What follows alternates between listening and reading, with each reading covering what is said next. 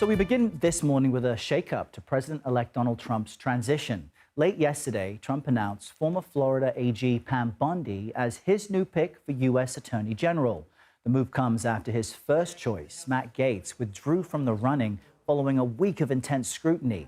And CBS News has learned that at least 8 Republican senators had planned to vote against Gaetz' confirmation amid questions about a House Ethics Committee investigation into allegations of sexual misconduct. Now, Gaetz denies any wrongdoing. Here's what Republican Senator Lindsey Graham had to say. I got the sense that the process was going to be challenging. Meantime, Trump's pick to head up the Department of Defense, this man, Pete Hegseth, is pushing back against a sexual assault allegation made against him in 2017. Did you sexually assault a woman in Monterey, California? I have, as far as the media is concerned, I'll keep this very simple. The matter was fully investigated, and I was completely cleared, and that's where I'm going to leave it. All right, we have team coverage of all of this for you. The Trump transition. Our Olivia Rinaldi on the left is in West Palm Beach, Florida, and Hunter Woodall on the right is following all of this for us from Washington. Olivia, let's start with you. You have the most scenic location this morning. Gaetz is out, Bondi is in. Help us understand how we got here in just the past 24 hours.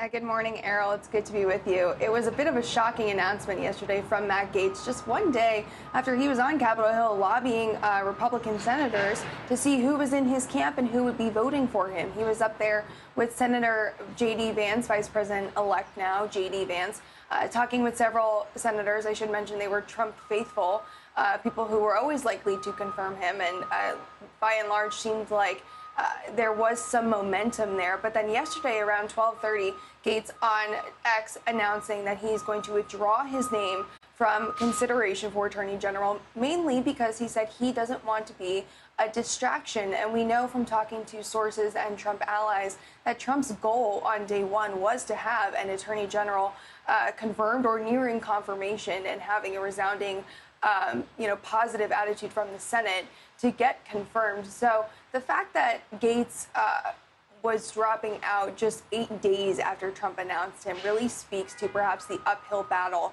he would have had in being confirmed. We also do want to point out, and you mentioned in the intro, that our Major Garrett learned there were about 8 Republican senators who were going to be hard-nosed on Gaetz. He just didn't have the numbers when it came down to it. We know that Gaetz called Trump and Vance to let them know the decision that he would not be pursuing this further.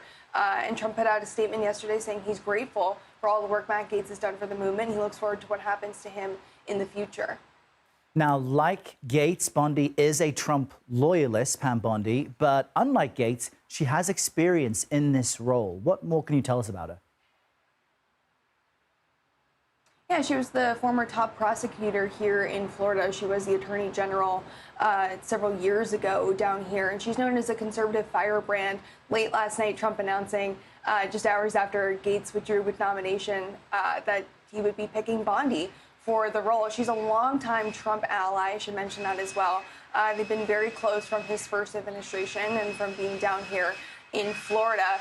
But Bondi is also someone who represented Trump during the first impeachment trial back in 2020. So they have a long relationship. She's represented him before, and she's seen as someone who's likely to be confirmed by the Senate. She has a very close relationship with Rick Scott from his time as being Florida's governor back in 2012. So it is very interesting that she was the near immediate pick just hours after Gaetz dropped out, but that her and Trump have a good relationship, and she has a good relationship with a lot of senators on Capitol Hill.